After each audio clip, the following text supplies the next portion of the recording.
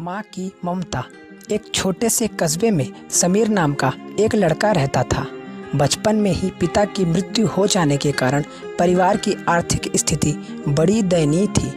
समीर की माँ कुछ पढ़ी लिखी ज़रूर थी, लेकिन उतनी पढ़ाई से नौकरी कहाँ मिलने वाली थी।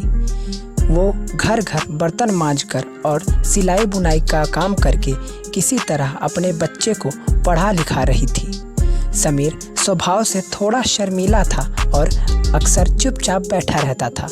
एक दिन जब वो स्कूल से लौटा तो हाथ में एक लिफाफा लिए हुए था। उसने माँ को लिफाफा पकड़ाते हुए कहा कि माँ, मास्टर साहब ने तुम्हारे लिए एक चिट्ठी भेजी है, ज़रा देखो तो क्या लिखा है। माँ ने मन ही मन चिट्ठी पढ़ी और मुस्कुराकर बोली, बेटा, इसमें लिखा है कि आपका बेटा काफ़ी होशियार है। इस स्कूल के बाकी बच्चों की तुलना में इसका दिमाग बहुत तेज है और हमारे पास इसे पढ़ाने लायक शिक्षक नहीं है, इसलिए कल से आप इसे किसी और स्कूल में भेजें। यह बात सुनकर समीर को स्कूल न जा सकने का दुख तो हुआ, पर साथ ही साथ उसका मन आत्मविश्वास से भर गया कि वो कुछ खास है और उसकी बुद्धि तीव्र है। माँ ने उसका दाखिला एक अन्य स्कूल में करा दिया। समय बीतने लगा। समीर ने खूब मेहनत से पढ़ाई की। आगे चलकर उसने सिविल सर्विसेज की परीक्षा भी पास की और आईएएस ऑफिसर बन गया। समीर की माँ अब बूढ़ी हो चुकी थी और कई दिनों से बीमार भी चल रही थी और एक दिन अचानक उनकी मृत्यु हो गई।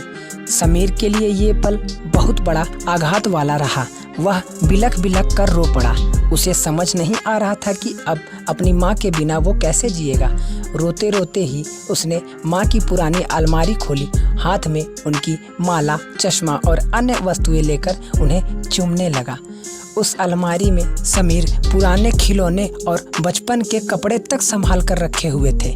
समीर एक एक कर सारी चीज़ें निकालने लगा और तभी उसकी नज़र एक पुरानी चिट्ठी पर पड़ी।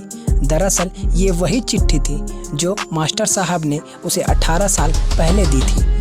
नम आँखों से समीर उसे पढ़ने लगा।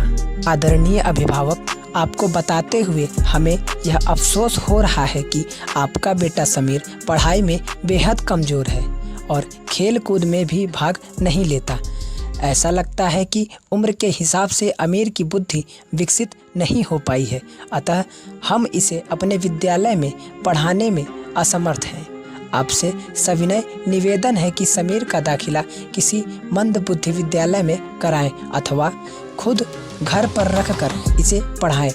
समीर जानता था कि भले अब उसकी माँ इस दुनिया में नहीं रही, पर वह जहाँ भी रहे उनकी माता, उनका आशीर्वाद सदा उस पर बना रहेगा। क्योंकि दोस्तों, भगवान सभी जगह तो नहीं हो सकते ना, इसलिए उसने दुनिया की सबसे खूबसूरत चीज़ माँ बनाई। माँ से बढ़कर त्याग और तपस्या की मूरत भला और कौन कैसे कर सकता है। हम पढ़ लिख लें, बड़े होकर कुछ बन जाएं, इसके लिए वह चुपचाप ना जाने कितनी कुर्बानियाँ देती है। अपनी ज़रूरतों को मारकर हमारी शौक़ को पूरा करती है। यहाँ तक कि संतान बुरा व्यवहार करे तो भी माँ उसका भला ही सोचती है। सचमुच माँ जैसा कोई नहीं। और हमारी कहानी इसी तरह समाप्त होती है।